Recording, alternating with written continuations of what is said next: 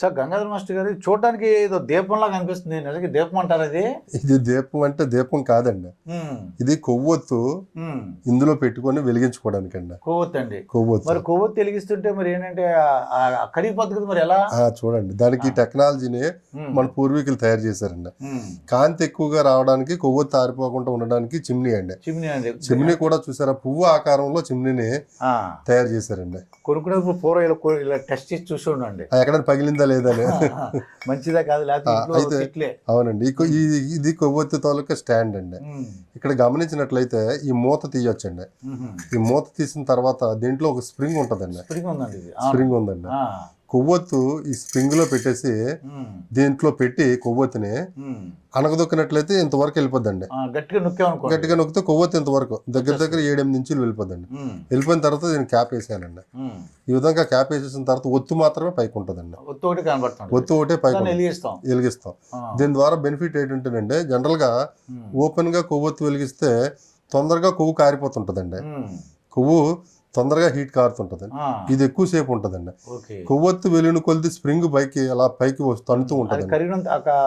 అంటే కొవ్వొత్తి కరిగిన తర్వాత స్ప్రింగ్ అలా పైకి వచ్చేస్తుంటదండి. ఆ టెక్నాలజీని దీంట్లో వాడారండి.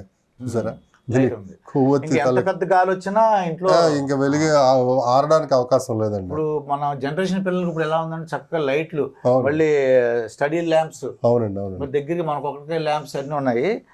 చాలా బాగుంది సార్. ఇది చూసినట్లయితే ఇది ఒక నూనె దీపం అండి.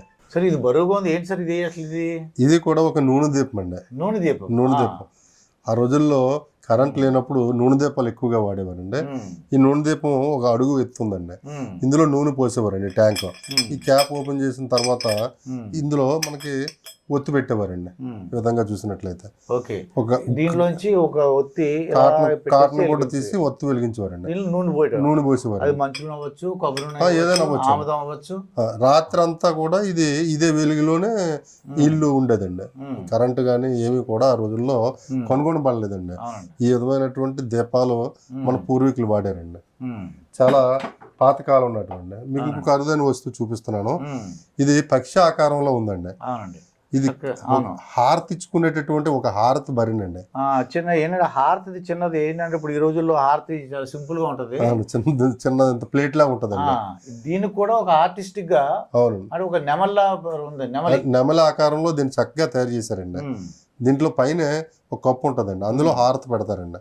మళ్ళీ హారతి బిల్ స్టోర్ చేసుకోవడానికి ఇక్కడ ఒక లోపల పొట్టలోనే ఒక అర ఏర్పాటు చేశారు. ఈ పొట్టలో స్టోరేజ్ అండి. తీసుకోవడం మన ఒకటి పైన పెట్టడం, వెలిగిన తర్వాత హారతి ఇచ్చేవారు. వెలిగించేసి ఈ హారతి ఇలా ఇవ్వడం. అవునండి. ఈ లోపల స్టోరేజ్ మళ్ళీ ఎత్తుకోకుండా ఒక్కొక్కటి ఇలా తీయడం, ఇక్కడ పెట్టడం. ఈ విధమైనటువంటి ఇచ్చేసి చక్కగా హారతి ఇలా ఇచ్చేసి ఏమైనా గంట కొడితే ఇలా గంట కొట్టేవారు. కళాత్మకంగా వస్తువులు తయారు చేసేవారండి. అవునండి. అప్పుడు ఏంటంటే చేతి పనితనంగా చూసారా, సాలిడ్ గా కూడా ఉంది, రేక్ కాదండి. సాలిడ్ గా బరువుగా ఉంది. అవును, ఇత్తడితో తయారు చేశారండి. ఇంకా మీకు ఇది మహిళలు వాడేటటువంటి ఒక ఆభరణం అండి. ఇది చేతికి ఆభరణం కింద వేసుకునేవారు. At the same time security కూడానండి. ఇక్కడ మనకి మడత బంద్ ఇచ్చారండి. దీన్ని మనం ఓపెన్ చేసినట్లయితే ఈ విధంగా ఓపెన్ అవుద్దండి. చేతికి ఇలా పెట్టుకునేవారండి. సన్నంగా ఉండేవి లేడీస్ దీన్ని క్లోజ్ చేసేవారండి. ఎవరైనా సరే వాళ్ళ మీద దాడి గాని ఏదైనా ప్రయత్నం చేస్తే ఎదురు దాడి చేయడానికి చూడండి ఎంత షార్ప్ గా ఉన్నాయో. అమ్మో, అప్పటికి టెక్నాలజీ ఉందండి. మహిళా రక్షణకి అండి. ఇలా పెట్టి కొడితే ఒకటి ఇలా పెట్టి ఇలా ఉంటది, తేడా వస్తాయి. దీన్ని వెండితో తయారు చేశారండి. ఇది వెండి వస్తువు. ఇది కూడా చాలా పాతకాలం ఉన్నట్టు ఆభరణం అనమాట. ఆభరణం అండి. ఆ రోజుల్లో ఇల్లులు పెద్ద ఒకే చెక్కతో డోర్లు ఉండేవండి. తలుపులు ఇంత తాళాలు వేసి ఉండేవండి. ఈ తాళాలు ఒక 7 అంగుళాలు 8 అంగుళాల తాళాలు ఉండేవండి. ప్రతి ఇంటికి కూడా ఈ తాళం వేసేసి దీన్ని వాడేవారండి.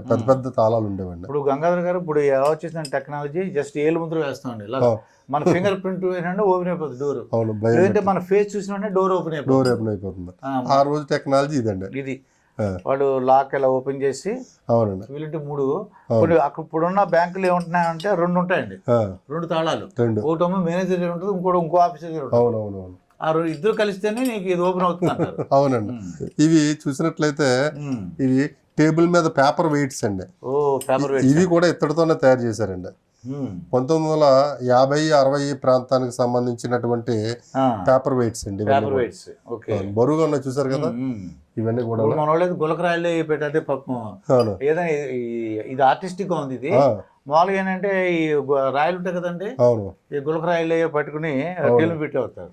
ఇది ఇంకు ఇత్తడితో తయారు చేసినటువంటి ఇంకుకి సంబంధించిన బాటిల్ అండి.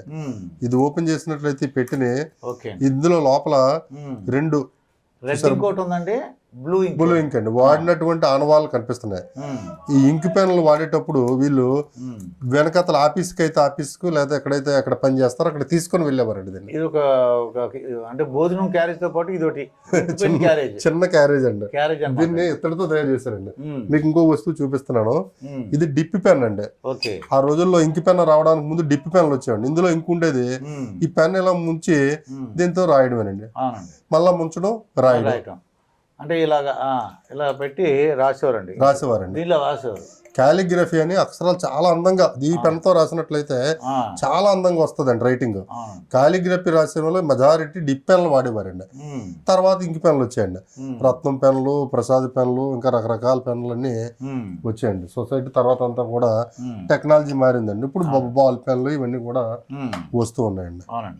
ఇవన్నీ కూడా మరి పాత మన ముందు తరం వాడినటువంటి వస్తువులండి.